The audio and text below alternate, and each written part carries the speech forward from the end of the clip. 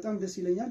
ስለ ሕክምና አንዳንድ የሚነሱ ነገሮች አሉ። በብዛት ይነገራቸዋል። የላቦራቶሪ ውጤት ይሁን የኤክስሬይ ወይም የታከሙበት የዲያግኖስቲክ ሪፖርት ሊሆን ይችላል።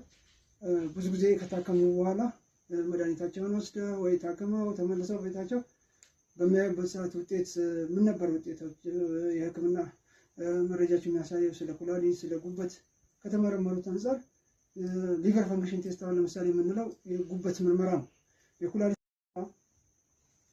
የኩላሊት ምርመራ ክሪያቲኒን እና ዩሪያ የሚባለው አሉ። ምን ያህል ውጤቱ ምን ያህል ተባለ፣ እንዴት ተባለ፣ ምን የሚያመለክተው ስንል መልስ አይሰጡም። አላወኩትም። ኩላሊት ምርመራችሁ ክሪያቲኒን ስንት ያሳያል፣ ዩሪያው ስንት ይላል፣ ክሪያቲኑ ምንድን ነው የሚያመለክተው ስንል መልስ የለም። ስለዚህ ማወቅ አለባችሁ። እያንዳንዳችሁ ውጤታችሁን ያዙ፣ ማወቅ አለባችሁ። በዚህ ዙሪያ በሕክምናው ዙሪያ እናቀርባለን።